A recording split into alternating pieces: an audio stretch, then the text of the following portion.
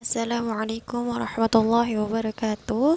صباح الخير، كيف حالكم؟ نعم، قبل أن نتعلم اللغة العربية هيا بنا نفتح بفاتحة البسملة. بسم الله الرحمن الرحيم. Nah, anak-anak, alhamdulillah kita sekarang masuk di pembelajaran baru, yaitu tentang jumlah fi'liyah. Ada yang tahu artinya jumlah fi'liyah? Jumlah kalimat fi'liyah, fi'il. Nah, jumlah fi'liyah artinya kalimat yang diawali dengan fi'il atau kata kerja. Nah, sebelumnya ibu sudah memperkenalkan kan tentang fi'il. Nah, ini adalah materi lanjutan dari tulisan yang ada pada halaman 60. Di sini ibu akan perkenalkan dulu al-mufradat, salah satunya yang tulisannya fariha yafrahu sama fataha yaftahu. Nah, kemarin kan ibu sudah suruh membaca kosakata yang ada pada halaman 57. Nah, itu ada kata fariha yaftah, ya, fariha yafrahu. Nah, artinya apa teman-teman? Fariha yafrahu itu sama saja, artinya bergembira. Tapi ada makna lain yang beda, yaitu kalau fariha itu dia masuk ke apa? Ayo, fi'il madi atau fi'il mudhari. Nah, oke, baik. Kita lanjut ke artinya dulu ya. Fariha yafrahu artinya bergembira. Fataha yaftahu artinya membuka. Nah, di sini kita klarifikasikan, kita kelompokkan dulu. Fariha yafrahu, di situ ada fi'il madi, fi'il mudhari. Nah, sama dengan fataha yaftahu ada fi'il madi dan fi'il mudhari. Nah, teman-teman, di sini ibu klarifikasikan dulu mana yang fi'lul madi. Baik, fariha itu fi'lul madi atau fi'lul mudhari?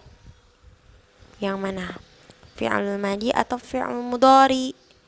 Fariha fi'lul madi adalah kata kerja yang terjadi, telah terjadi. Kalau fi'lul mudhari kata kerja yang akan terjadi atau sedang berlangsung, sedang dikerjakan. Nah, fariha itu masuk fi'il madi atau fi'il mudhari? Ayo dijawab dulu. Fi'il madi atau fi'il mudhari? Fariha masuk ke fi'lul madi. Lanjut, kalau yafrahu masuk fi'lul madi atau fi'lul mudhari? Fi'lul mudhari. Nah, karena dia ciri khasnya diawali dengan ya. Lalu fataha fi'lul madi atau fi'lul mudhari? Fi'lul madi. Lanjut, yaftahu fi'lul mudhari, sahih. Baik. Nah, ini perkenalan di kosakata itu ada yang seperti ini ya, teman-teman ya. Jadi silahkan diperhatikan. Seperti itu. Lanjut. Nah, kita masuk ke jumlah fi'liyah. Nah, di sini jumlah fi'liyah tadi apa? Kalimat yang diawali dengan fi'il. Jadi ada kalimat tuh. Nah, di depannya ada fi'il atau kata kerja. Contohnya misal kata kerja membaca. Jadi kalau bahasa Arab itu harus kata kerja dulu ya. Jadi ada kata kerja dulu yang diawali kata kerja kalimatnya, terus ada juga yang diawali kata benda. Tapi kalau di sini kita pelajari dulu yang kata kerja. Nah, contohnya kalau di bahasa Indonesia, membaca Ahmad di sekolah. Seperti itu, bisa membaca Ahmad buku. Nah, tapi itu kalau dia tulisannya bahasa Arab. Tapi kalau bahasa Indonesianya artinya tidak seperti itu. Jadi harus tetap kalau mengartikan dari bahasa Arab ke bahasa Indonesia dengan kalimat yang baik dan benar, seperti itu. Jadi kalau di bahasa Arab misalnya Qura'a Ahmad kitabah, Nah, qara'a Ahmad, membaca Ahmad nama orang, al-kitaba, buku. Nah, berarti bukan membaca Ahmad buku, tapi kalau di bahasa Indonesia kan artinya harus bahasa Indonesia yang baik dan benar, yaitu Ahmad sedang membaca buku.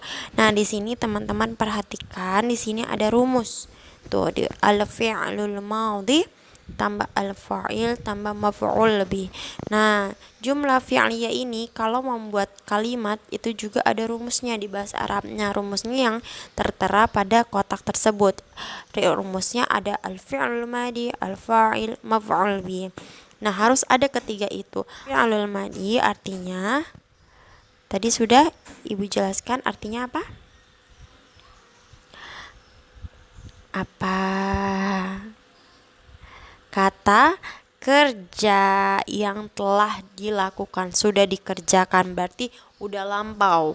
Nah, lanjut ke fa'il. Fa'il ini adalah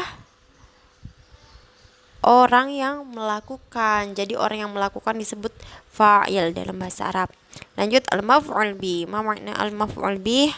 Artinya objek perbuatan. Jadi yang dikerjakan.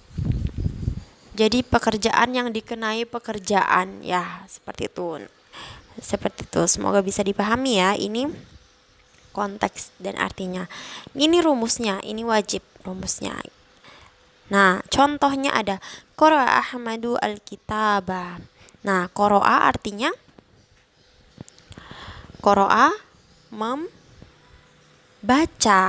Qara'a membaca Ahmad al-kitaba, buku. Nah, seperti itu ya. Nah, di sini ada qara'a. Qara'a masuk ke al-maf'ul fi'lul madi. Nah, setelahnya nanti Ibu jelaskan. Nih, qara'a membaca, telah membaca Ahmad al-kitaba, buku. Berarti artinya bukan membaca Ahmad buku, tapi Ahmad telah membaca buku. Tetap kalau mengartikan ke bahasa Indonesia yang baik dan benar. Lanjut. Nah, jadi qara'a. Nah, qara'a ini masuk ke mana? Dia tergolong apa? Tergolong kata kerja yang disebutkan al-fi'lul madhi. Lalu Ahmad ini sebagai apa? Ahmad sebagai fa'il. Nah, lalu al-kitaba masuk dalam maf'ul bi, seperti itu. Ini jadi salah satu contohnya ketika membuat jumlah fi'liyah atau kata kerja, kalimat yang diawali kata kerja ya. Jadi udah diklarifikasi. Jadi kalau qara'a itu kedudukannya fi'lul madhi, al-fa'il Ahmad yaitu fa'il, lalu al-kitaba maf'ul bi. Nah, lanjut juga. Nah, selain itu kita juga membahas tentang domir. Nah, ada qara'a Ahmadu al-kitabah sama qara'tu al-kitabah. Nah, apa bedanya dari kedua ini? Kalau yang di atas orang yang melakukannya itu jelas Ahmad. Nah, tapi kalau qara'tu ini orang yang melakukannya tuh. Kalau tuh di dalam bahasa Arab itu artinya saya. Coba kita lanjut. Nah, qara telah membaca, tuh saya, al-kitaba, buku. Berarti artinya saya telah membaca buku. Nah, coba kita klarifikasikan. Nah, teman-teman, jadi ini contoh, salah satu contoh ya. Nah, jadi di sini domir itu kata ganti. Kalau di atas domir kata gantinya Ahmad, kalau di bawah domirnya tuh saya. Nanti setelah ini Ibu akan jelaskan lebih. Jadi di sini mana al-fi'lul madinya? Fi'lul madinya yang mana? Fi'lul madinya adalah qara. Nah, ini fi'lul madi. Lalu mana fa'ilnya? Fa'ilnya adalah tuh saya. Nah, lanjut. Maf'ul binya yang mana? Al-kitabah. Nah, seperti itu. Oh ya, dan satu lagi. Tadi Ibu lupa menjelaskan bahwa kalau al-fi'lul madi biasanya harokatnya itu semuanya fathah ya. fathah seperti ini. Fathah. Nah, seperti itu ya. Lah, kalau al-fa'ilu biasa juga doma. Nah, doma seperti ini, doma. Lanjut kalau maf'ul bih ini biasanya dan wajibnya itu di fathah seperti ini. Nah, seperti itu ya. Silakan diingat harokatnya ketika nanti ada soal untuk mengharokati. Nah, di sini ada domir. Baik.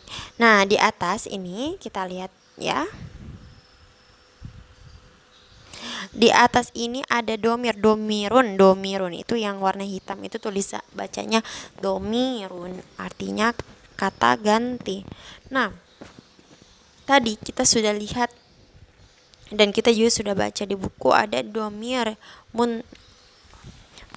munfasil dan domir muttasil. Nah, itu ada dua ya, di sampingnya arti, tulisan arti ada domir munfasil, domir muttasil. Nah, apa itu domir munfasil? Domir yang kata kerja yang ketika ditulis dia itu berpisah dengan kosakata sebelumnya. Ya, seperti itu. Nah, nanti ibu akan ada contohkan. Kayak di tadi yang contoh di kalimat pertama yang sebelum ini itu dia menggunakan domir munfasil. Nah, lanjut ke domir muttasil. Domir muttasil yaitu kata kerja yang tulisannya itu menyambung dengan kata benda sebelumnya. Nah, ini coba lihat ya. Sebelum kita ke contoh, kita artikan dulu. Nah, tadi kan ada kata qara'tu. Nah, dia qara'tu, tunya itu tadi saya. Nah, ini ya. Dia tadi memakai ini qara'tu. Nah, sama dengan ana, saya. Kalaupun kalau anta itu pakai belakangnya ta, kamu laki anti, kamu perempuan pakai ti. Huwa ini tidak perlu lagi. Huwa itu tidak ada domir muttasilnya. Nah, karena kalau domir muttasil itu yang sembunyi. Kalau ini dia udah satu arti dengan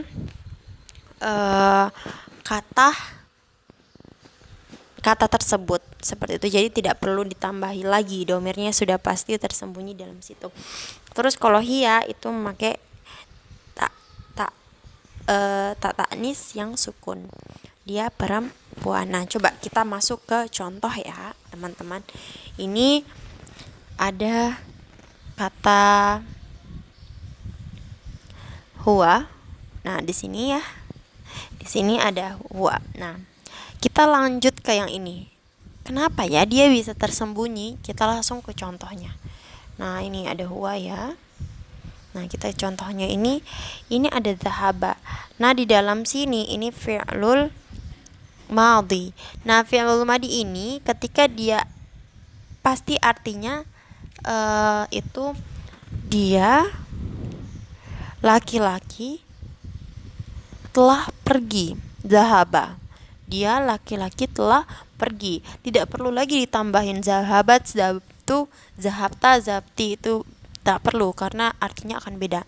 Jadi kalau sudah zahaba berarti dalamnya dia itu pasti laki-laki. Dia laki-laki telah pergi. Coba kita lanjut ke sampingnya yang menggunakan hiya. Ketambahan tak kan? Ini ya ketambahan tak. Nah, ketambahan tak. Nah, di sini zahabat. Nah, ini tadi hiya tuh ketambahan tak. Nah, zahabat tulisannya. Nah, artinya apa? Artinya dia perempuan telah pergi seperti itu. Karena zahaba sendiri ini artinya telah pergi. Kalau zahaba aja berdiri berarti dia telah pergi. Seperti itu. Sama di bawahnya. Kalau khoroja keluar ya. Khoroja artinya keluar, kalau zahaba pergi. Khoroja. Nah, sama juga, sama-sama kalau anta pakai tak belakangnya. Anti pakai di belakangnya seperti itu. Nah, itu yang disebut dengan domir muttasil. Seperti itu ya teman-teman. Nah, insyaallah semoga teman-teman semuanya bisa memahami ya. Nah, tugasnya dari penjelasan kali ini teman-teman silakan nanti mengerjakan halaman 62. Nah, halaman 62 itu yang latihan 4, teman-teman silakan menggarisi. Nah, menggarisi nanti Ibu akan melihat bagaimana pemahaman teman-teman tentang materi ini ya. Silakan teman-teman semua dikerjakan. Hada minni استمد منكم الوضوء على دلة لساني وعثرات كلامي شكرا حسن اهتمامكم ثم السلام عليكم ورحمة الله وبركاته إلى اللقاء.